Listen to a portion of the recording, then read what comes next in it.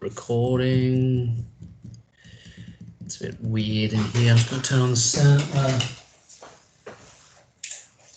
Yeah, that'll be better. All right, let's try this. So this is my part of my video explanations. We're still in topic 3.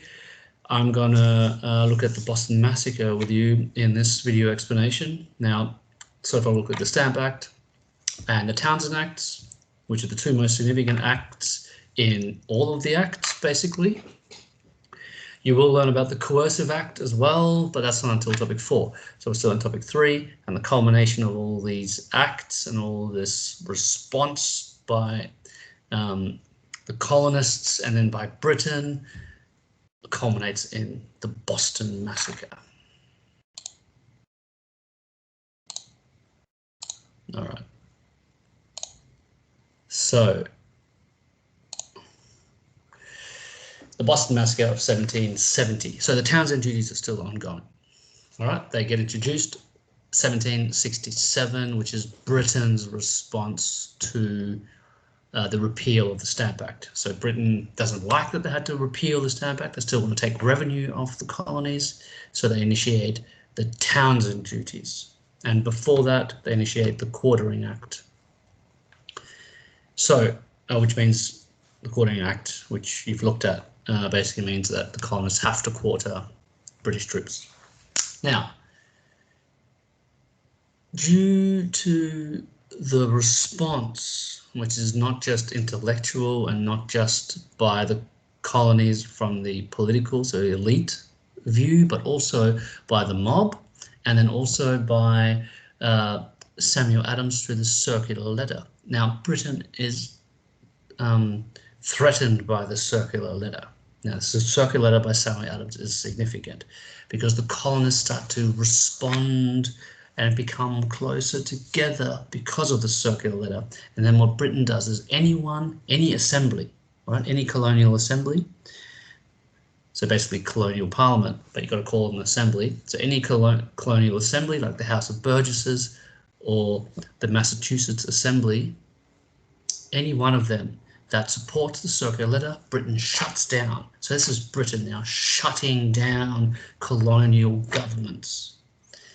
And in order to enforce this, Britain sends troops to Boston, Massachusetts, to make sure this is being enforced. So Britain is now sending basically a standing army into the colonies and into the cities specifically.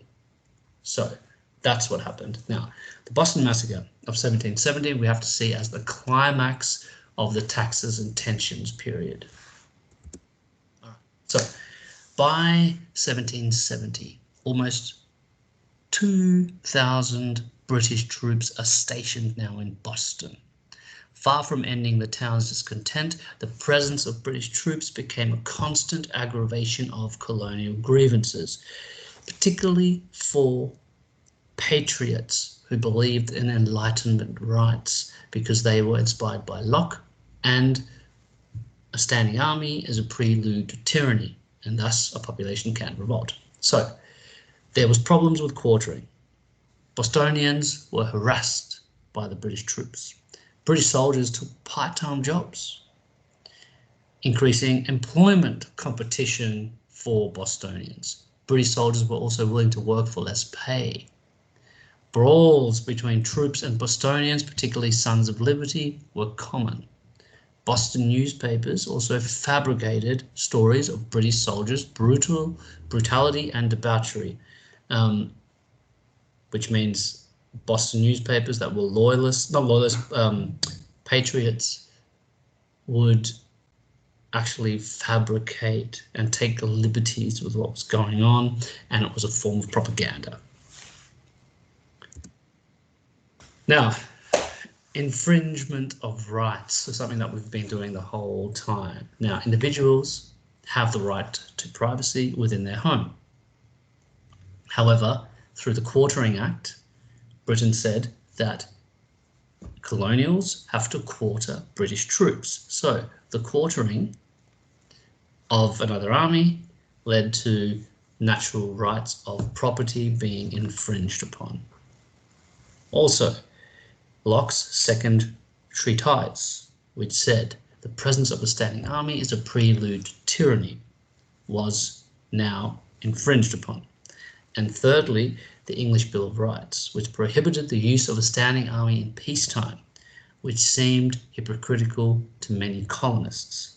So, with the standing army now in Boston, these three rights, the colonials, particularly the patriots, thought were being infringed upon. So the event, 5th of March, 1770, a date that you need to know. Now, this is the contemporary engraving by Paul Revere. If you watch my Founding Fathers video, he's in it. I've talked about him. He's an engraver. He's also a patriot. He's also a son of liberty, and he becomes the key propagandist of the Sons of Liberty and of the patriot cause. And he drew this engraving. Now, in this engraving, who are the aggressors?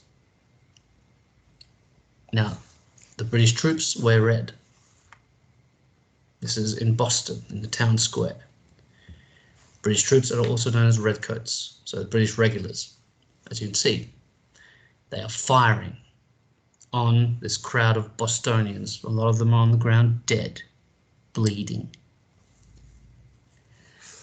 Where's the British commander? Captain Preston. What is he doing? What does it look like he's doing in the propaganda engraving? He's obviously telling his troops to fire. Describe the crowd, its size, its composition, its location. What do they look like? What are they doing? It looks like they're helpless, doesn't it? What is the crowd doing? They're in disarray. They're kind of pleading with the British troops.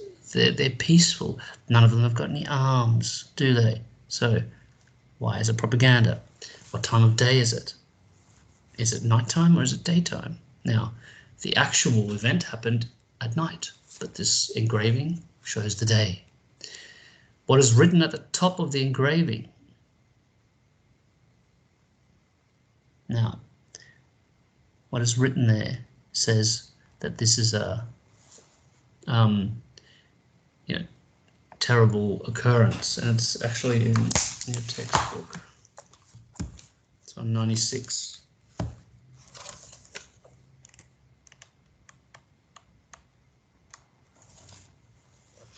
It says, the bloody massacre perpetrated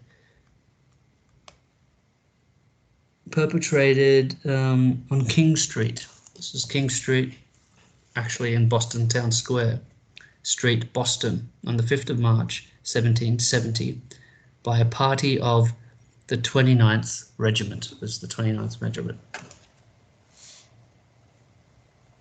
Now the engraving, as it says down here, at the bottom, is printed and sold by Paul Revere. All right. Now, this became known as the Boston Massacre. So, in Boston, tensions increased because of obviously the Townsend duties, but also because of the standing army. Now, on the 22nd of Feb, a suspected customs informer killed an 11-year-old boy. Now, the Sons of Liberty turned the funeral into a political demonstration. 5,000 Bostonians attended. On the 2nd of March, workers at a rope factory attacked soldiers seeking jobs, and a pitched battle occurred. And then on the 5th of March, all of this tumultuous activity climaxed. A group of British soldiers guarding the customs house was attacked by a mob hurling snowballs. And under extreme provocation, the troops opened fire, killing 5 Bostonians.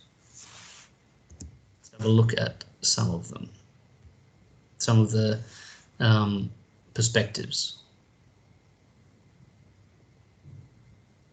Well, this will be another ad. Oh, no, wait. Yes, it will. I should have logged in. Yeah.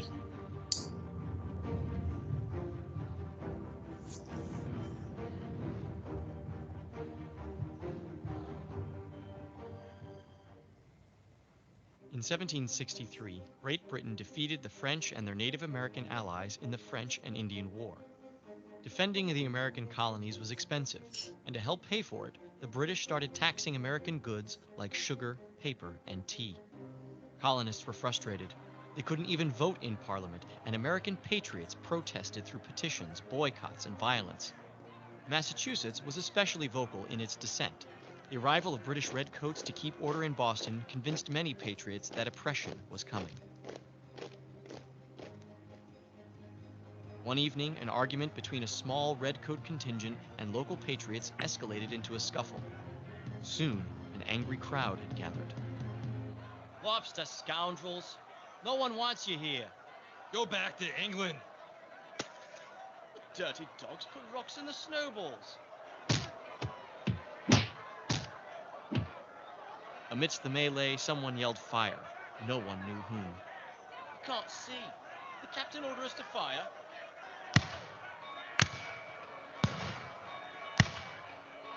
Don't fire! Stop your firing!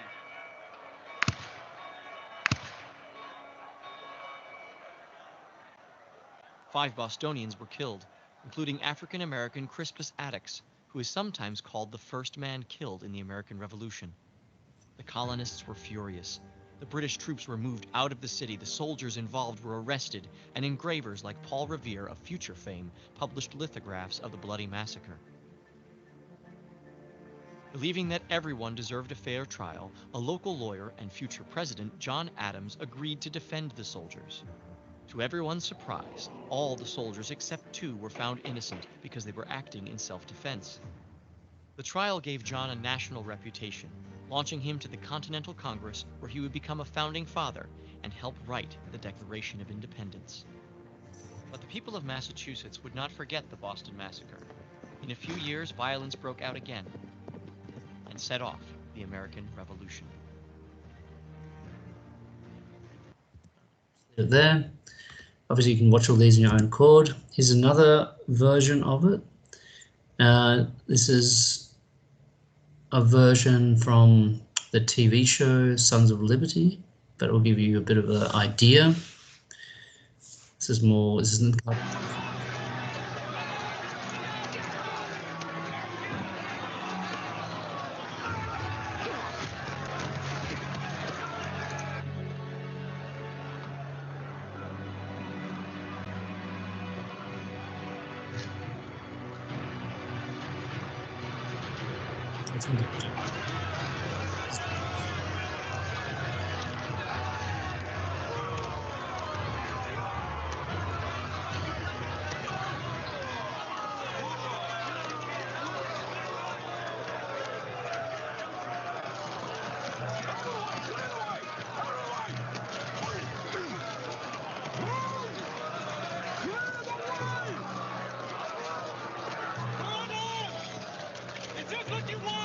Hold your fire!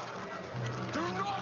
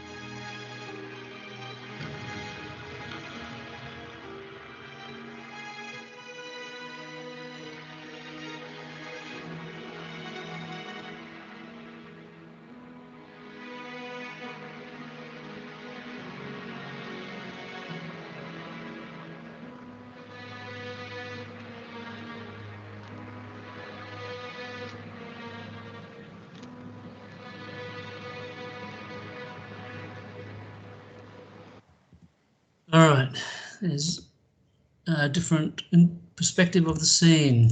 All right, now, what were the outcomes of the Boston Massacre?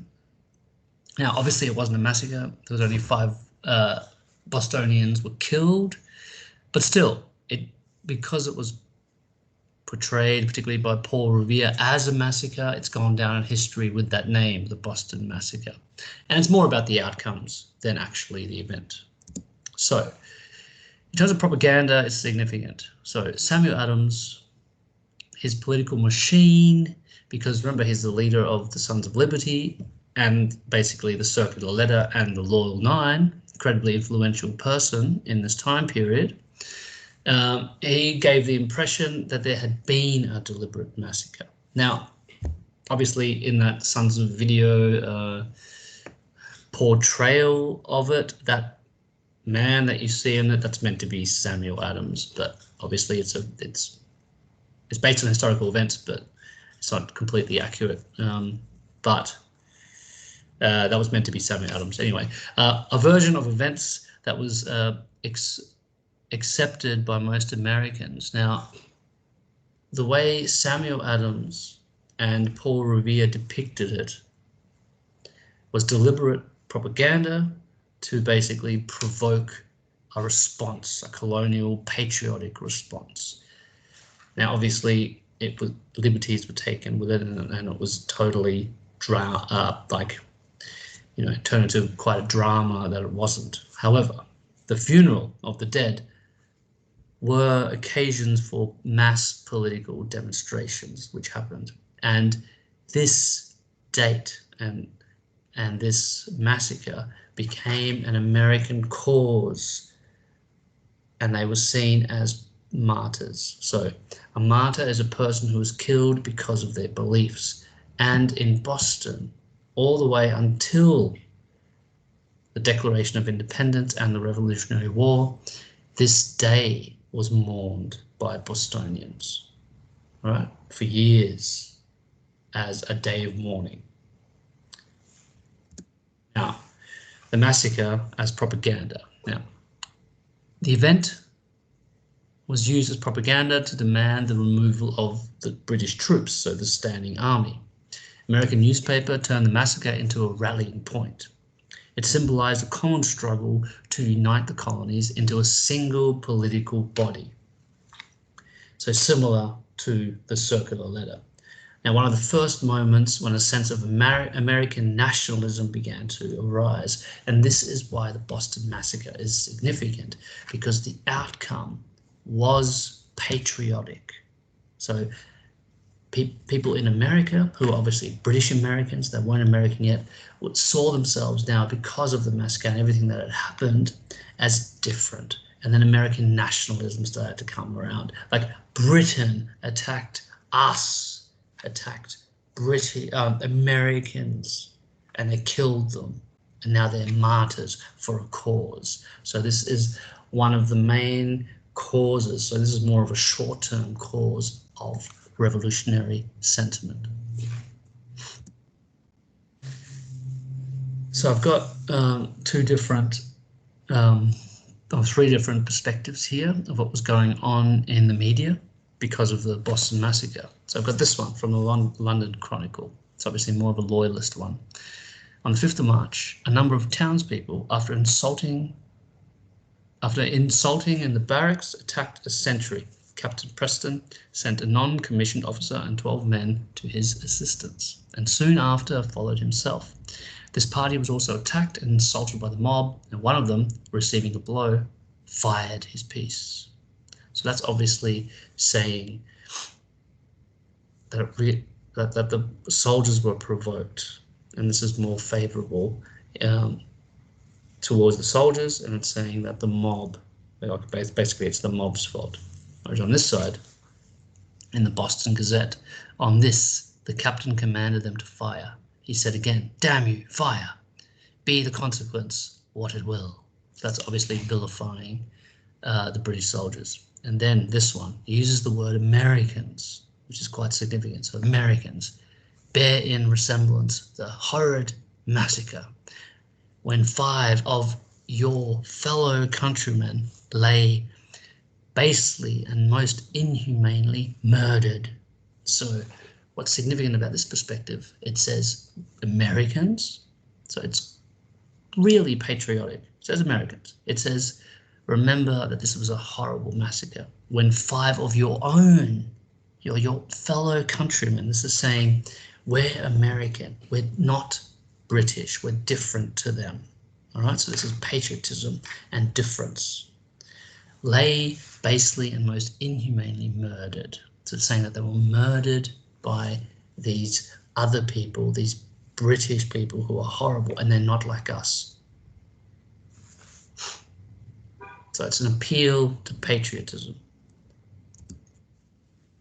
This is Paul Revere, who I've already explained in my Founding Fathers video. Now, Paul Revere is part of the Loyal Nine. He's part of the Sons of Liberty. Paul Revere is an engraver. He's a working class man, and he's a drawer and an engraver. Now, he capitalized on the massacre to highlight British tyranny and stir up anti-British sentiment because he was a patriot, for the patriot cause. Now, his drawings and engravings, particularly of the Boston Massacre, became a form of political propaganda and helped stir up revolutionary sentiment. So this is another cause of revolution.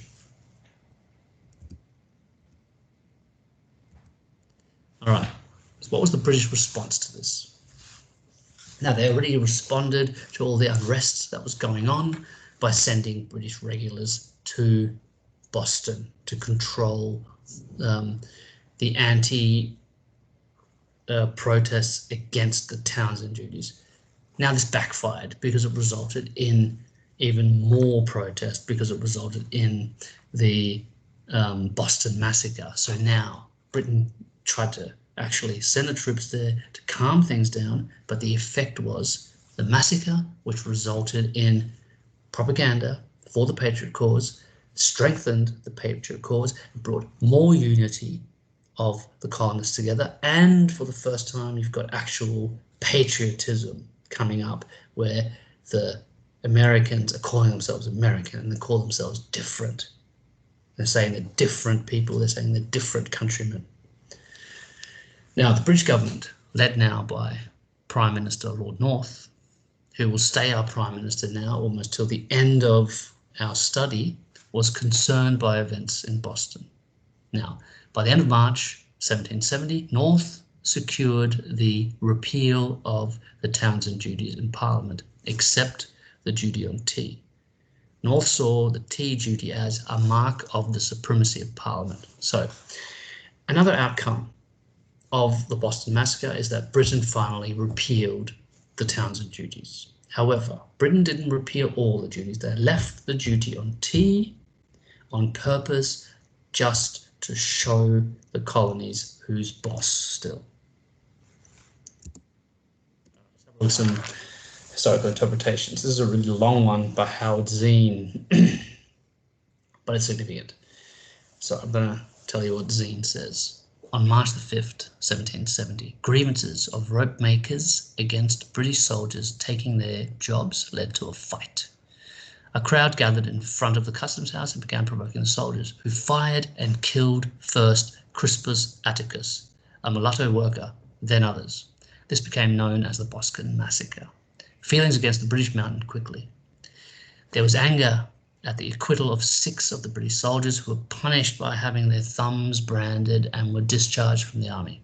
The crowd at the massacre was described by John Adams, defence attorney for the British soldiers, as a motley rabble of saucy boys, Negroes and mulattoes, Irish, Teagues and outlandish Jactars. Perhaps 10,000 people marched in the funeral procession for the victims of the massacre, out of a total Boston population of 16,000. So this is huge. This led England to remove the troops from Boston and try to quiet the situation by repealing the Townsend duties. Impressment was the background of the massacre. There had been impressment riots through the 1760s in New York and in Newport, Rhode Island, where 500 seamen, boys and Negroes rioted after 5 weeks of impressment by the British. 6 weeks before the Boston Massacre, there was a battle in New York of seamen against the British soldiers taking the jobs, and 1 seaman was killed. So the reason I've shown you this interpretation is just so you know how big the response was from the people in Boston, but that it wasn't just in Boston where this was going on. In New York, there was also skirmishes. Okay, so just so you know that this is going on throughout the colonies.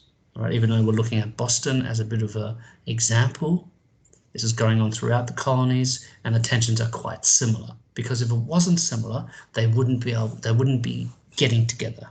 All right, they wouldn't have had the Stamp Act Congress, and they wouldn't have had the circular letter.